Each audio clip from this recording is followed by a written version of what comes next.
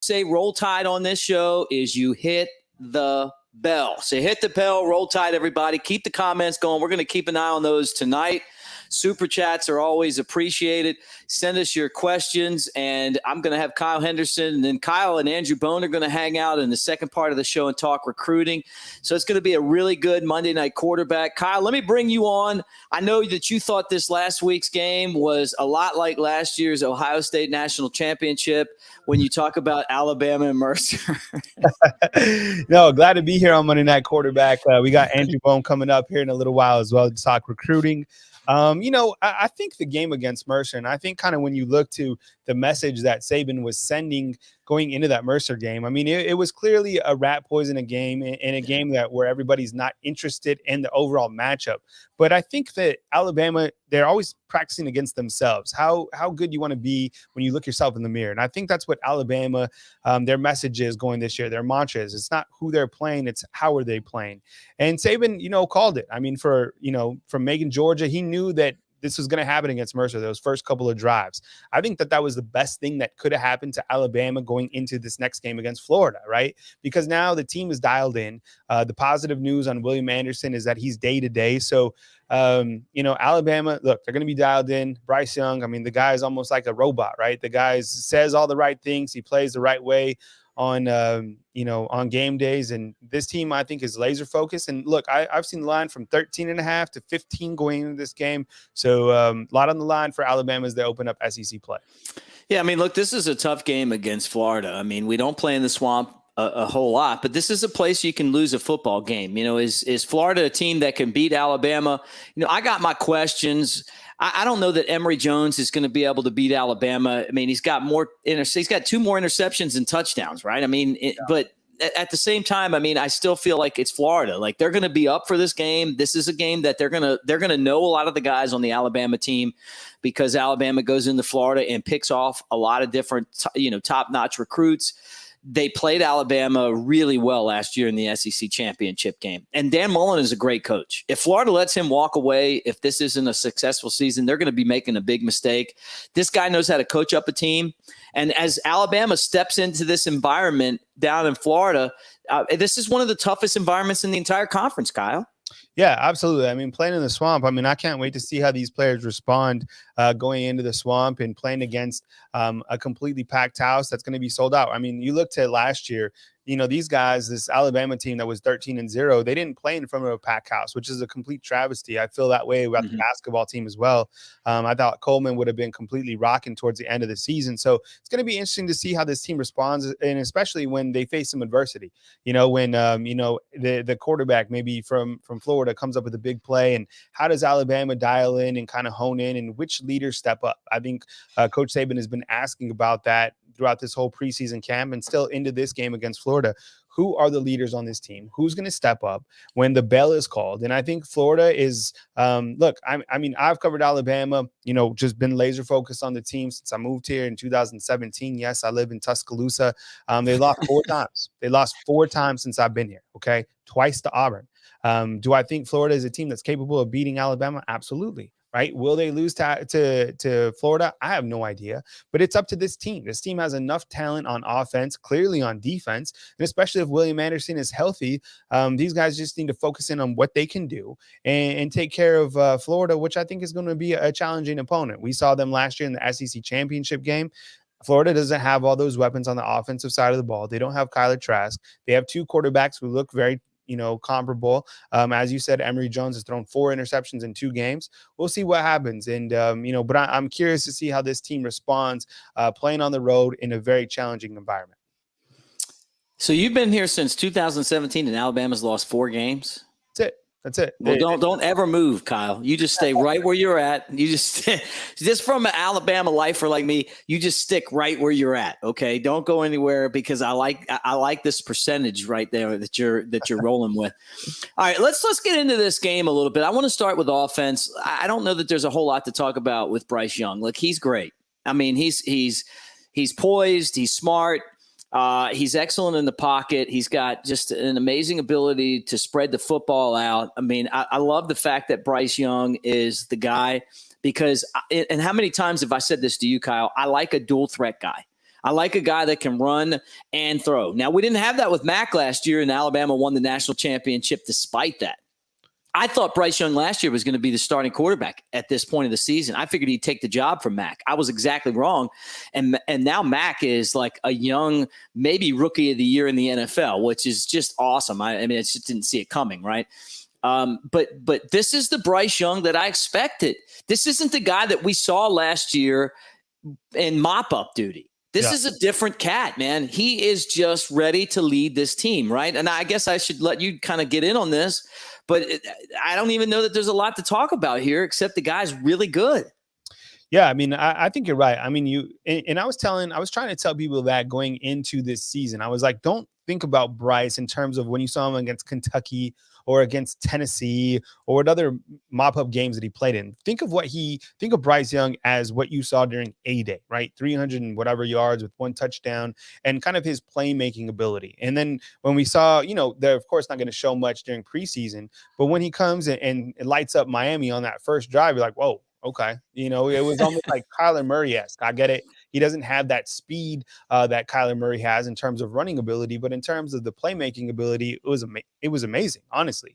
The way he was able to, really hone in, kind of read the pocket and adjust kind of the protection, I think is the most important thing because, this is really his first year taking over the offense. And I get it. Alabama has a loaded offense every single year, but you still got to go out, slide over protections, understand what the defense is throwing at you. And he's been able to do that. And I've been really, really amazed with his early season play, but it's a long season. So let's see what he can do against Florida. The other thing that I really like about Bryce is how poised he is off the field. I mean, in these meetings where he comes and meets with the media, my goodness, it sounds like a robot. It's like, man, this guy is saying all the right things. He's avoiding all the rat poison. So such a well-polished and well-spoken young man.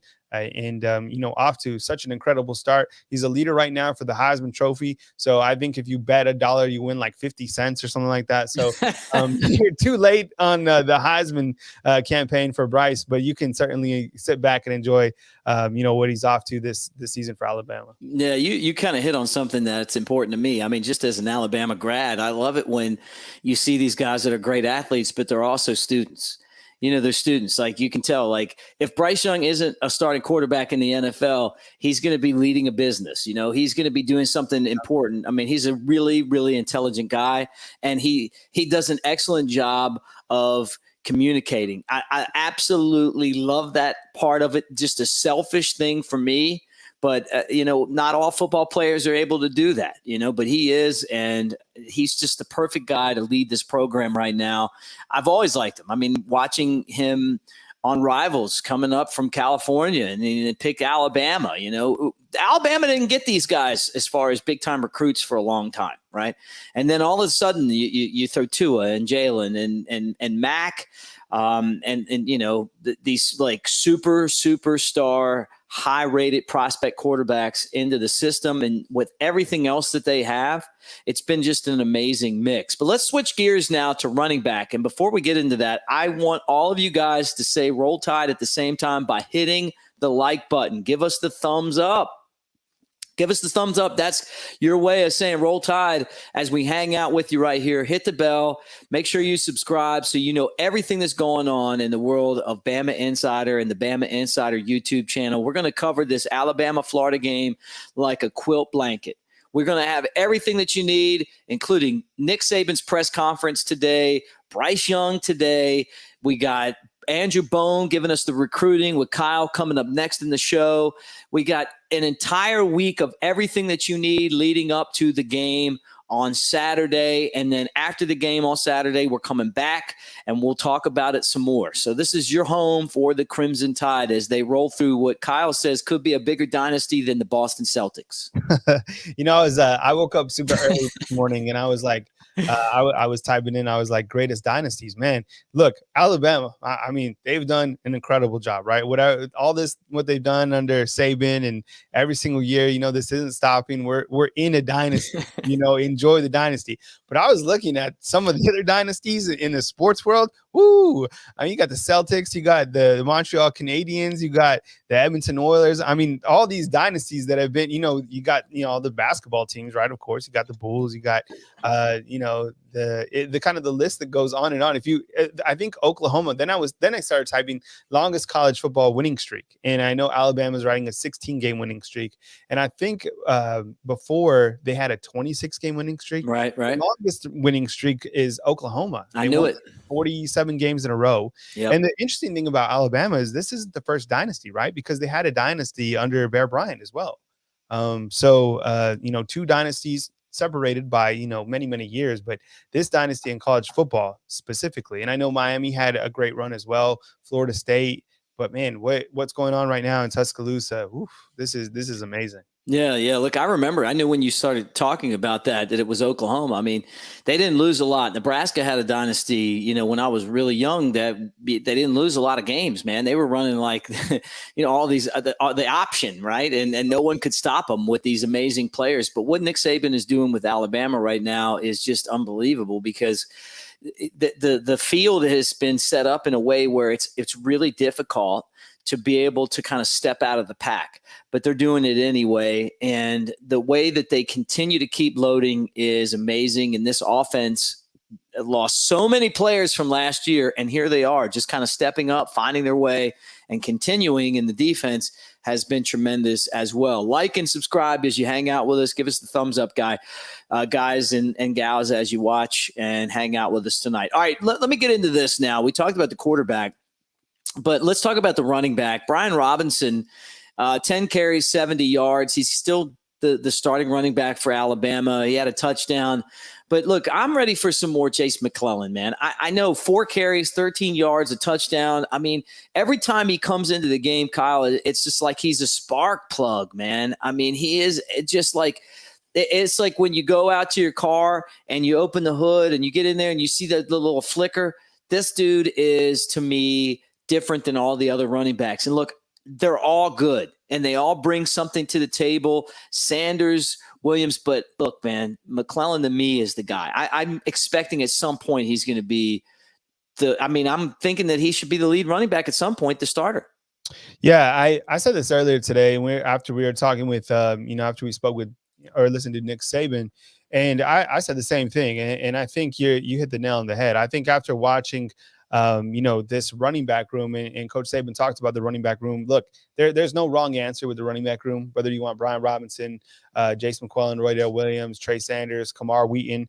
But look, I think, the way that Jalen Milroe ran the football against Mercer, he might, seriously.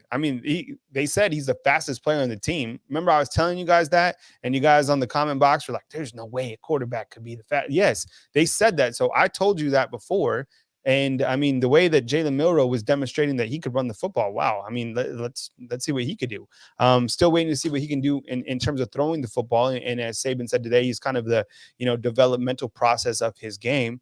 But I think you're right. And this has been something that you said for a while now, Mick, is you like Jace McClellan. Jace McClellan, I think, is an all-purpose back. Brian Robinson, I think, should be used in short yardage situations. I love what he brings from a leadership aspect. He's played in 54 games for Alabama, but I think when push comes to shove, you need the best running back in there. Jace McClellan's probably the guy.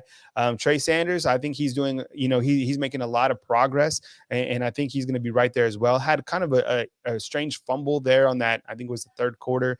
Roydell Williams, I think he has a fumble as well. I'm not holding fumbles against these guys. I'm just, these are facts that happened in weeks 1 and week 2. Still haven't had the opportunity to see Kamar Wheaton. I think Saban said that he was injured of some sort. We don't even know the status of that. But I think the best overall running back, I'm probably with you, Mick, right now, like as of today, is Jace McClellan. Yeah.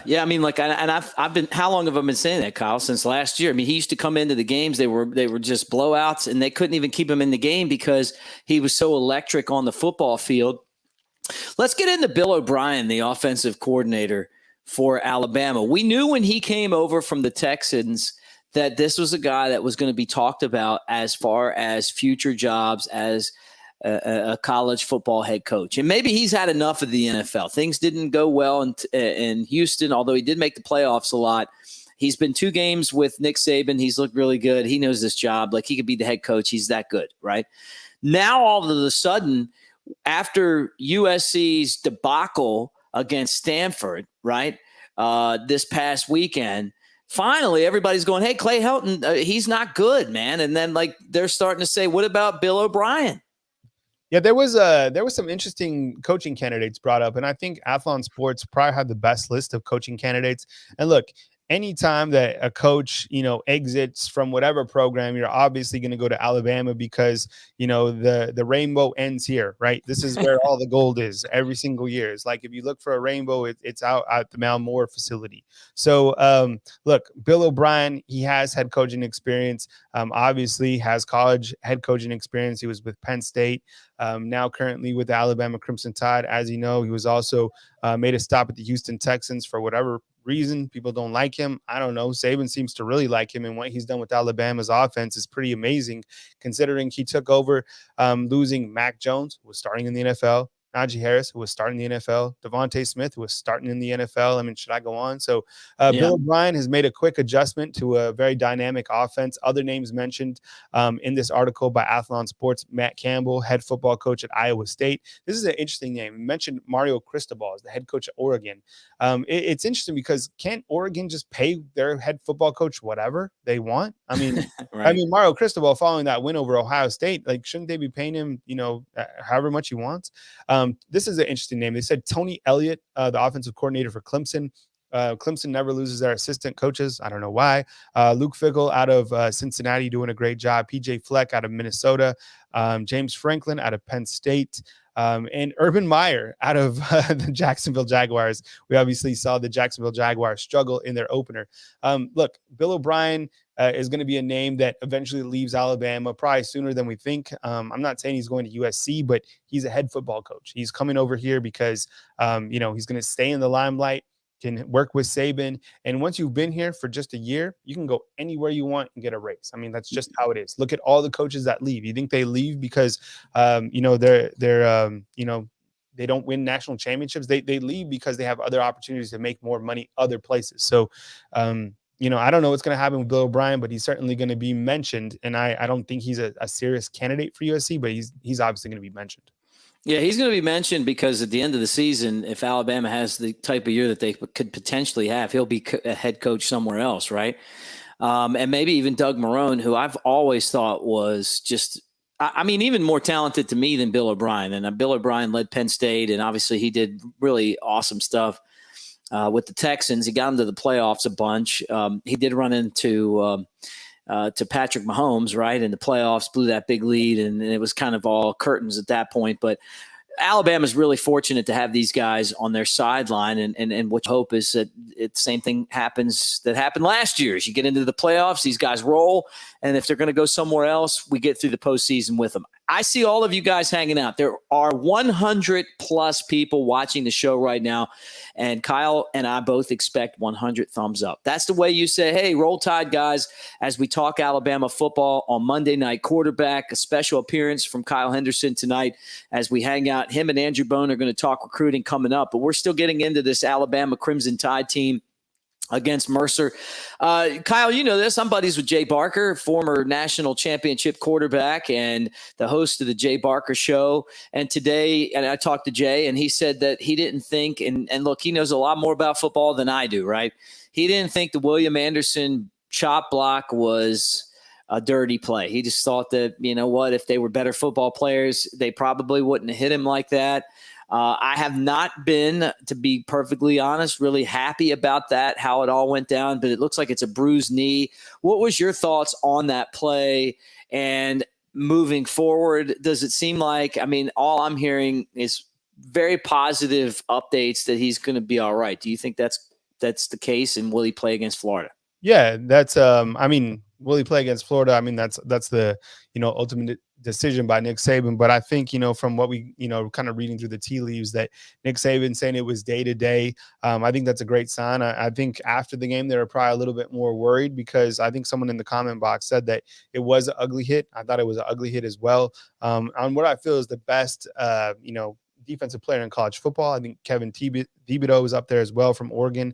But yeah, I think that William Anderson, he should be ready to go. Now we'll see how things kind of transpire and what we hear out of camp, going into Wednesday when we hear from Nick Saban again. Also important to know that Josh Jobe and Jalen Armour Davis should be ready to go as well. So Alabama, you kind of look to what happened against Mercer.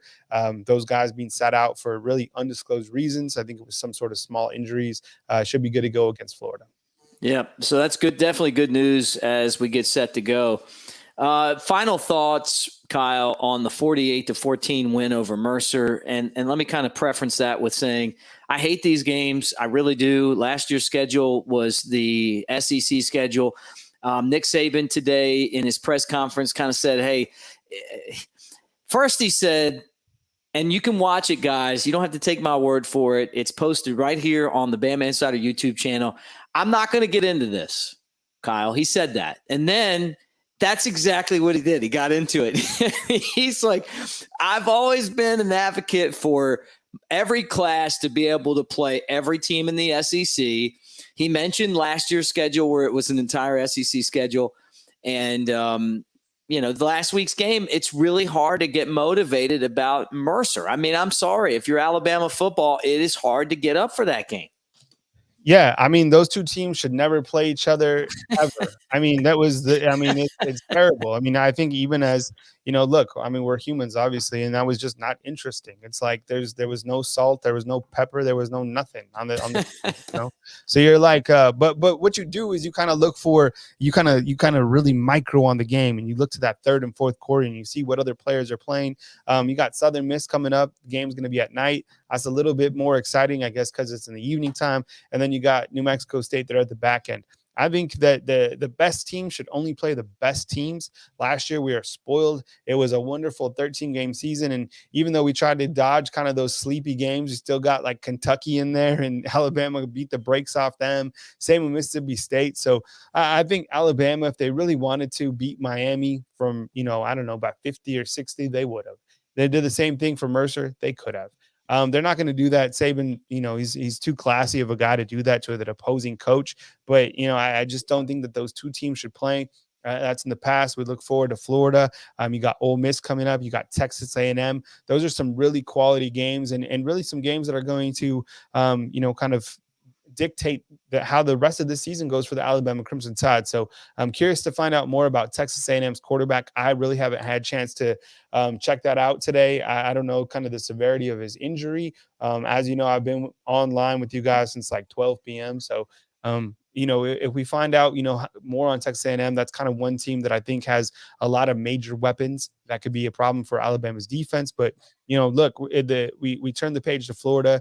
If Dan Mullen is, up in Darth Vader, who knows? Remember that press conference that he did? Yeah. That was crazy. So I guess we'll see. But Florida, they're going to present some challenges. It's going to be tough to play in the swamp, but this team should be dialed in and ready.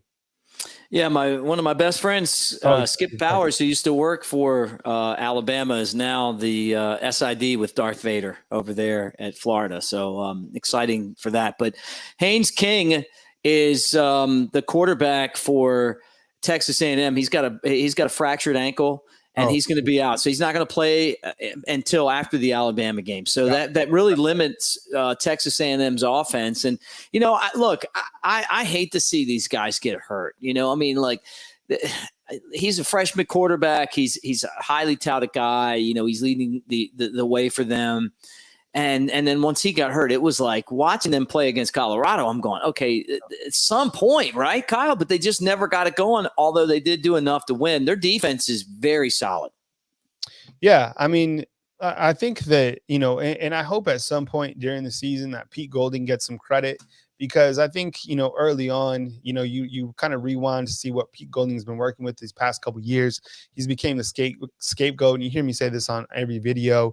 I think what he's done with the defense and kind of the tools that he has around him this year, I think they've done a really good job. I'd like to see Pete Golding get some credit. So I guess we'll have to see how things go the rest of the year. I mean, it's a long season. Florida, if there's any chance for, if there's any time that, Golding wants some kudos or needs some kudos, stopping one of those quarterbacks is a good place to start, because Florida certainly has the offense. And Dan Mullen, I mean, what they score against Alabama last year? Like 46. I know it's not the same team. There's some same players, and Dan Mullen is, he's an offensive coach. Yeah, the problem that Florida has, to me, just kind of touching on that before we bring on Andrew Bone, to talk with you, Kyle, about recruiting. Damian Pierce and Malik Davis are their two top running backs, and neither one of those guys really scares me. The guys who lead their team in running yards, Anthony Richardson and Emory Jones, and they're the quarterbacks.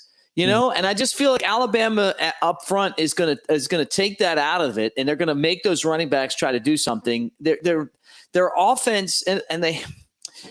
A lot can change on Saturday. Maybe they're holding stuff back. They haven't had like that big time game yet.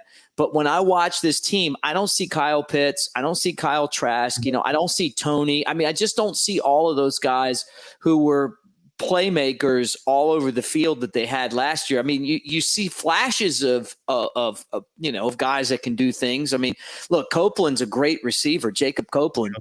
I mean, that guy's already almost 200 yards receiving and 6 catches this year and a couple of touchdowns. But besides him, I mean, there's really no one that stands out where you're going, okay, this guy, you got a key on him. And Alabama's defense is just so good right now. Even if, so just say that, just for the sake of conversation, that Anderson doesn't play, I still think Alabama will get a pass rush. Yeah, I think so. This would be a great opportunity for some of those younger guys on the outside to really step up in a big time game. Look at Drew Sanders. You look at Dallas Turner, guys who, got opportunities against Mercer to see what they really can do against a really, strong opponent. But yeah, I'm looking at the Florida stats right now as well. I mean, Anthony Richardson, I love his nickname, by the way, AR-15, 11 rushing attempts, 275 yards with 2 touchdowns. Emory Jones has 164 yards with 1 touchdown. And then you look to the receiving, and just as you said, Jacob Copeland, 6 receptions for 190 yards with 2 touchdowns. So look, they play 2 games. They're scoring 38 points per game. It's a lot. But they haven't played Alabama's defense. I think Alabama's defense certainly up for the test. I can't wait to talk more Alabama versus Florida throughout the week as kind of more storylines develop. 15 points or whatever it is right now, it's a lot of points. But I think, look, Vegas knows. I'm telling you, Vegas knows everything. And they certainly believe in Bryce Young. Yeah, I'm still trying to figure out like how they know so much, but I agree with you. Like every time you turn around, it's like how do they get it? They always come down to the last second, like number. I mean, yesterday I watched the 49ers, right? We follow the 49ers in my house, okay?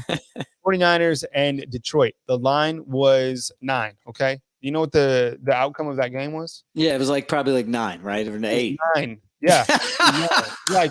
And the crazy thing was the Niners were stomping on them. I mean, it was like, you're like, oh, the Niners off to a great start and blah, blah, blah, this and that. And no, it's amazing. They do it every single week. Yeah. Let me remind all you guys that our show is brought to you by Westgate Luxury Condominiums. Kyle, you know all about this, man. You go to the stadium for football games, Kyle. You go there for maybe a press conference. Maybe you're driving by downtown Tuscaloosa and you see the statue. There's Bear Bryant. There's Nick Saban. There's all the other coaches. Gene Stallings out there. And then you look next to, you see the stadium off to the right and not very far away is Westgate Luxury Condominiums. This is our new hangout. This is where we go. Monday Night Quarterbacks brought to you by it. But let me tell you something, and I'm gonna get into this right now because we appreciate the super chats. But what I'm going to tell you right now is if I had that super chat money, I would put it on the Skygate Club. Kyle has just already kind of set me up for this. I'm going to be hanging out there for every Alabama football home game afterwards for the post-game show. And, and thanks to our friends here on the board, I might have a little bit of cash to use at the cash bar after the show goes off. But what a great hangout. I like to shoot pool. I like to be right next to the stadium, Kyle. I like the stadium dogs. When Alabama scores a touchdown, I like to feel the vibration. You can do all of that there. They got a fitness center.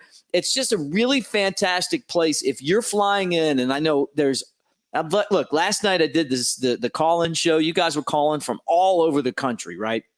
And you love Alabama, and you're coming to town, and you need a place to stay, and you want to do it right. So let me tell you something. That's the place, Kyle. First of all, thank you so much for the super chat. And on this show, the super chats go to Mick. So a lot of people are like, when they see the ads or whatever, look, it's how much did you pay to watch the show, right? No, it's free to watch, obviously, but not free to produce. I mean, this is what we do to feed our kids, to pay our mortgages. So we sincerely appreciate you, and we hope that you're getting the best quality content now with Westgate. Okay, and thank you, JG, for the super chat as well, doubling up right there.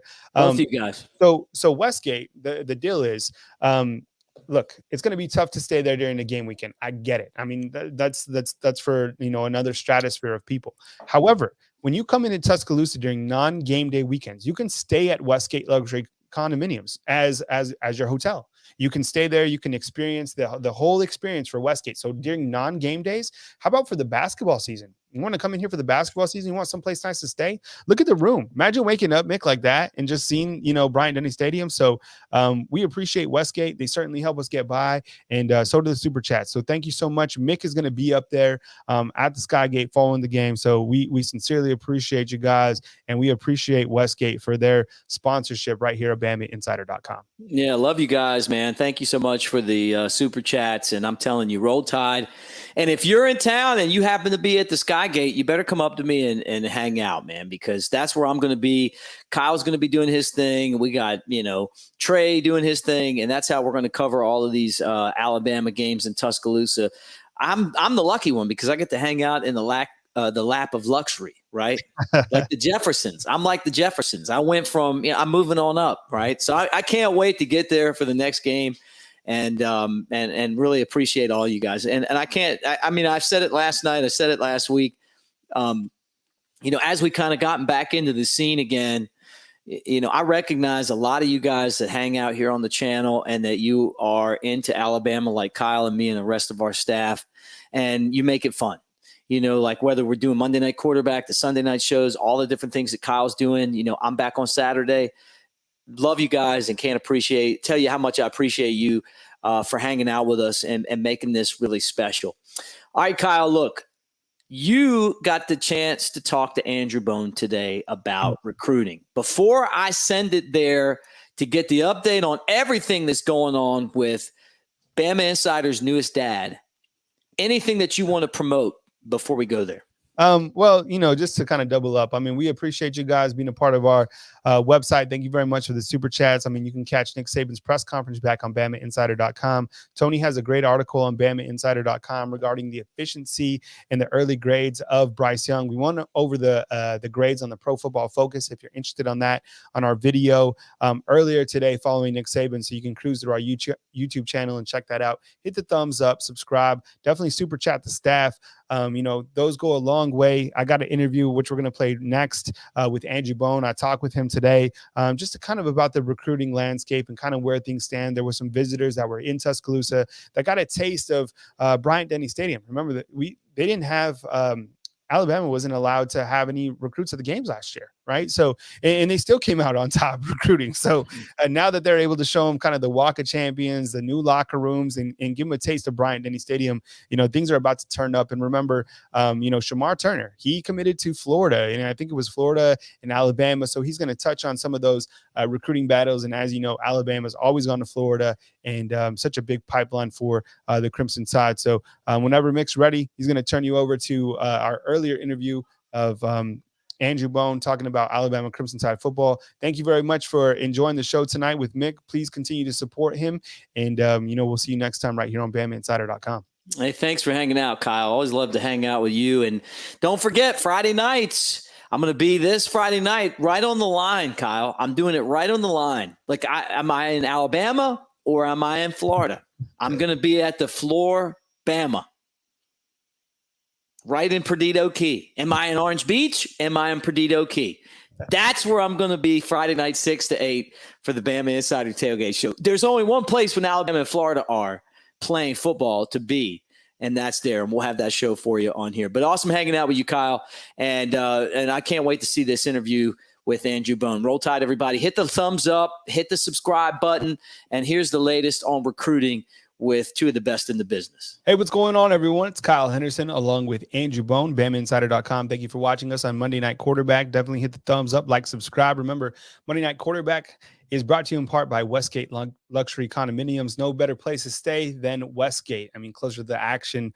You can taste the action. You can see the entire football team walking in from the sky deck. So definitely check them out, Westgate Luxury Condos here with Andrew Bone to talk Alabama Crimson Tide recruiting.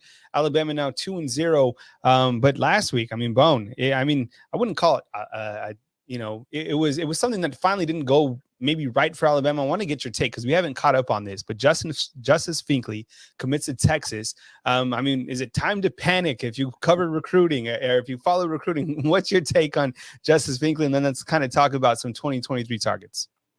Yeah, with Justice Finkley, I think if you're just a casual fan that watches recruiting every now and then, you look at it and you say, "Wow, Texas beat out Alabama for an in-state recruit." But if you've been following Justice Finkley's recruitment closely, throughout the last several months, it was really kind of an unknown what he was going to do. We were predicting he was going to go to Alabama. I think that was kind of the easiest thing to do. In-state kid, had been to Tuscaloosa at least 3 times over the course of the last 6 months, and obviously the defensive line tradition in Tuscaloosa, and we also know some former Hewitt-Trussville players who play for the Crimson Tide. Including Malachi Moore and Pierce Quick. So, there was some feeling that Alabama was in the driver's seat, but in reality, that just wasn't the case. It was Alabama, Colorado, Texas, and he really looked at it from an academic standpoint.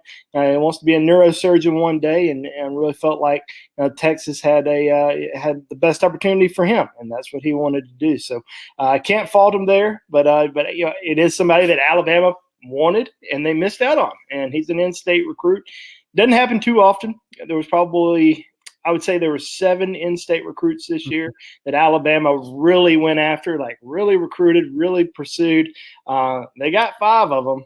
2 of them ended up going somewhere else. If Justice Finkley ends up to Texas, Shamar James ends up at Florida. I think we were more surprised on the Shamar James to Florida than the Justice Finkley to Texas. But still, 2 guys that they didn't want to miss out on. They miss out on them. Now you got to go find somebody else.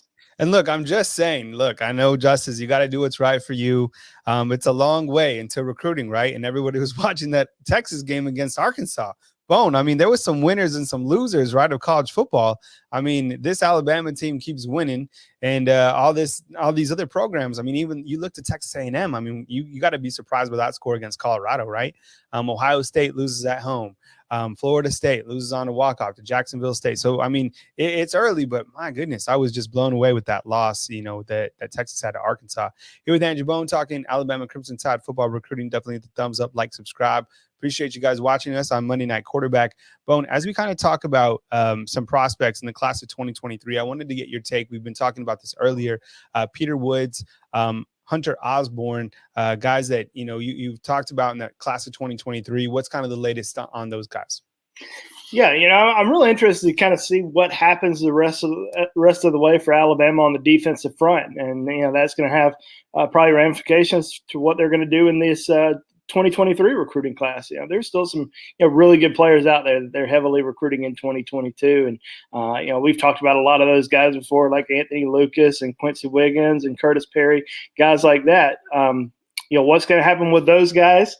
But what's going to happen in this 2023 class when there are so many elite defensive linemen that Alabama is, certainly involved with? Peter Woods being one of those guys in state recruiting. There's really several guys in state next year that are, that are top end guys. Especially with Peter Woods, Kelby Collins out of Gardendale. Hunter Osborne out of Hewitt-Trussville. Peter Woods and Hunter Osborne were both in Tuscaloosa this past weekend. Both were also in Atlanta for the Miami game. So obviously there's high interest in Alabama from both of those guys. Peter Woods does have an offer. Hunter Osborne does not just yet. But, it's certainly a guy that Alabama likes a lot. They wouldn't have invited him to Atlanta and, then back again to Tuscaloosa. So there's a lot of interest there. There's a lot of big-time defensive ends throughout the country, though, in next year's recruiting class. You look at L.T. Overton out of Georgia, Jaden Wayne out of the state of Washington, who is in basically constant contact with the Alabama coaching staff. It's just an overall really deep, talented year in 2023 at the defensive line position, especially at defensive end. So if Alabama I think Alabama wants to at least get another defensive end, maybe 2 defensive ends in this class. But you also got to look ahead to that 2023 class where there are several guys that are out there that Alabama, in my opinion, is the leader for at least 2 or 3 of those guys already. Here with Andrew Bone talking Alabama Crimson Tide football recruiting. Definitely the thumbs up, like, subscribe. We appreciate you. Bone, as we kind of, look to Alabama's first home game, I know a lot of guys, finally got to attend one of these home games, and it was great to see just fans in the stands, right? It felt like a little bit of normalcy. Loved everything that was happening on, for the celebration and kind of the recap of having Alabama's first home game. And they're playing Mercer, Jeremiah Alexander, Tony Mitchell, Elijah Pritchett. Those guys got a taste of that experience. I know it's just Mercer, but still, a game at Bryant-Denny Stadium is a beautiful thing to be a part of. What's kind of the latest on those guys? And, was there anyone else on campus that you can think of? And kind of what was their feedback after that game? Yeah, I mean, I think that, the biggest thing is just getting kids on campus, once again, getting them down on the sidelines, getting to sit, with Coach Saban or going to the locker room or just, fellowshipping with the coaching staff, just being around different coaches on game day and kind of, watching and seeing what they're doing during warmups. I mean, I don't think it really matters what game it is. Obviously, you want to go be in an electric atmosphere, and all these guys are going to come back for the big games. But just being down there, being back in the action, obviously, a lot of fun, and definitely a kind of a new experience for them because a lot of these guys haven't been able to do that before in terms of going down on the sidelines and experiencing that because they weren't able to do that last year. But Alabama did have some big name guys that are on campus. Most of them were committed, though. You had guys like Jeremiah Alexander, Emmanuel Henderson was back in town. Dane Shore was also there. Kobe Prentice, but you also had some uncommitted guys, especially in that 2023 class with Peter Woods, Tony Mitchell, teammates of Jeremiah Alexander's, who Alabama certainly hopes that they can add in that 2023 recruiting class, but. The big name that was on campus, the big name that everybody, is wondering what's he going to do at the end of this month when he makes that decision in that 2022 class is Elijah Pritchett, 4-star offensive lineman from Georgia, Carver High School in Columbus. Is a big kid, 6'7", close to 300 pounds. This is a guy who's been at right at the top of Alabama's wish list on offensive lineman for a long time. He attended the 8A game, visited in June for his official visit, attended the Champions Cookout in July, now came back for the Mercer game. So that's 4 visits since April to Alabama for Elijah Pritchett, and brought his whole family again with him. Did that on the last visit. I think there's a lot of comfort in Tuscaloosa, for his entire family, and they really like Alabama a lot.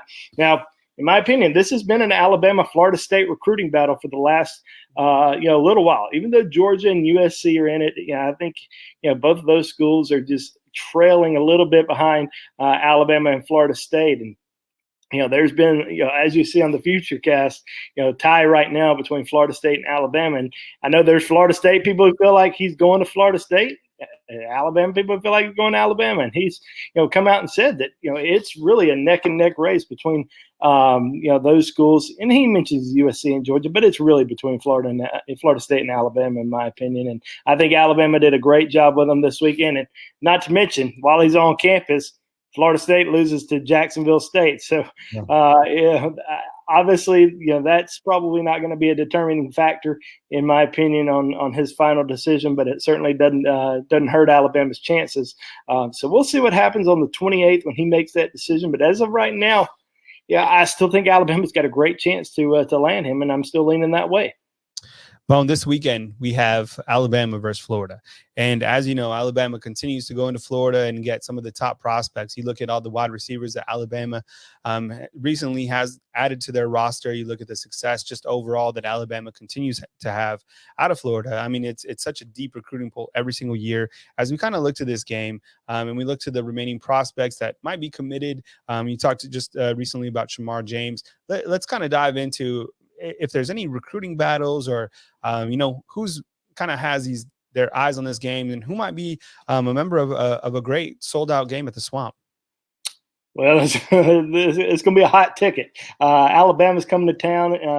Florida's trying to get all of its top recruits on campus this weekend, and a lot of guys are calling, trying to get tickets.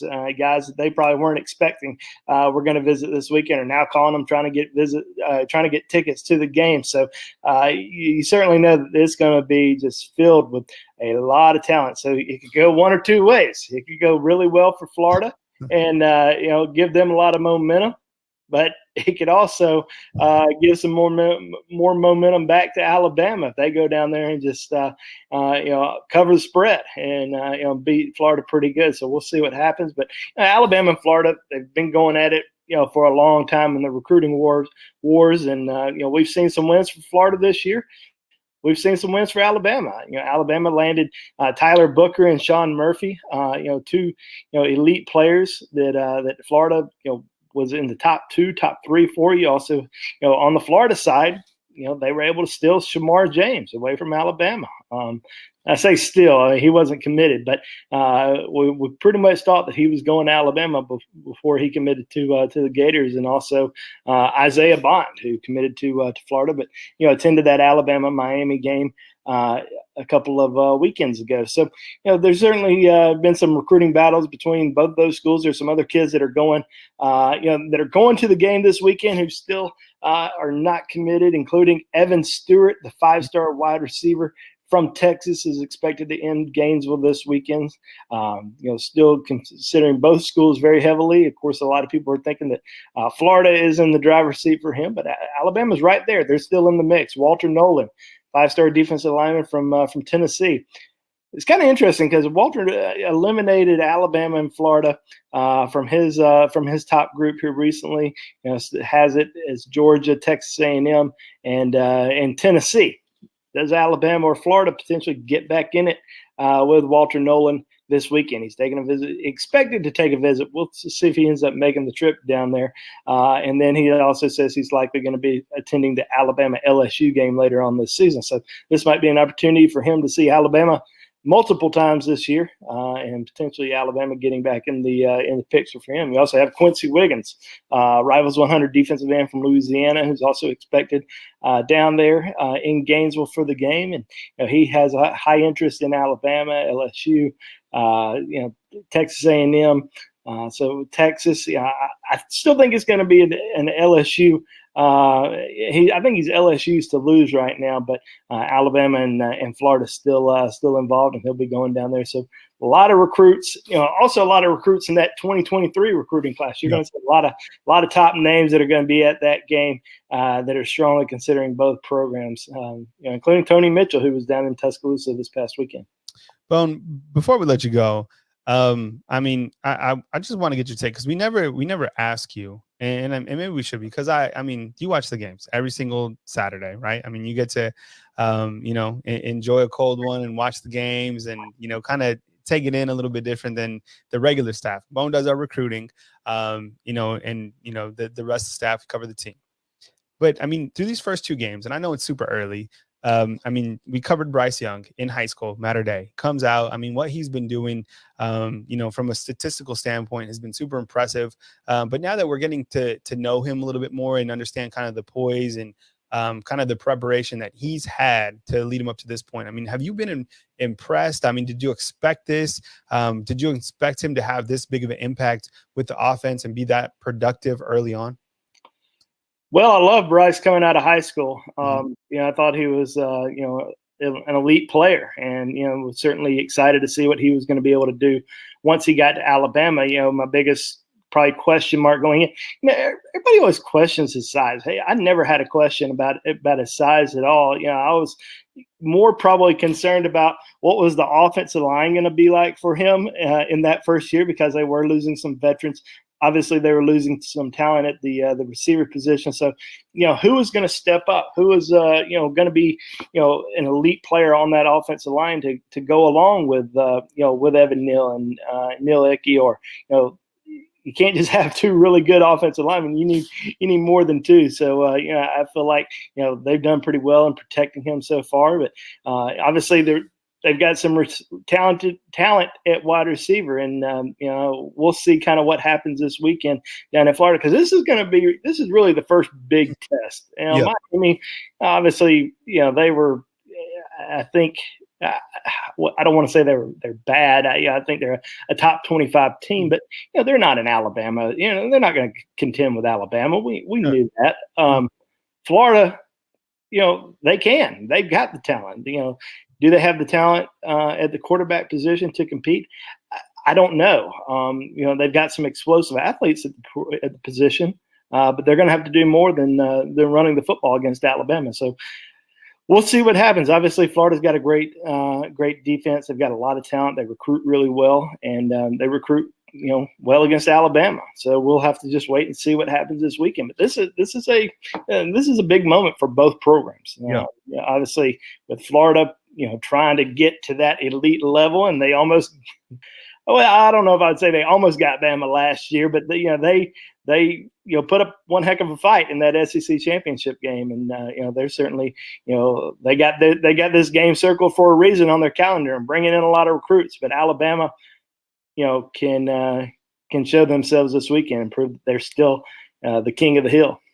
Yeah, I was talking about that earlier with Trey Yanity after Nick Saban, his press conference, and just the fact that I think that Mercer game, while everybody was kind of looking past it and there was a lot of rat poison to eat and devour or whatever, and them not having the best practice, I think that was actually worked well for them, because I think, they saw that they could get into trouble during that first drive. Those first two drives were sloppy, right? I mean, that wasn't the direction that Coach Saban wanted the team to go, but I think they're going to be dialed back in, and who knows, that could have been the best thing to happen for them early on in the season. And going into the Swamp, it's going to be very challenging. I'm curious myself to see how the offense responds to playing in the Swamp. I think it's very difficult from, just an overall perspective. I mean, playing in an atmosphere like that, it's going to be electric. No better place, to watch college football this coming Saturday. Now, I will say the next coming Saturday, when Alabama has a home game against Southern Miss and they have those lights going on, I'm telling you, if you have not seen Brian Denny, excuse me, with the lights on, it is magnificent. It is unbelievable. So if you're out there and you can grab a ticket to, excuse me, Alabama versus Southern Mississippi, definitely take your kids out there, take your wife out there. It is unbelievable. It's such a great venue to be a part of, especially at night. He's Andrew Bono. I'm Kyle Henderson, coming to you from beautiful Tuscaloosa, Alabama. This is Monday Night Quarterback, presented by Westgate Luxury Condos. Hit the thumbs up, like, subscribe. We appreciate you. Now back to Mick Gillispie.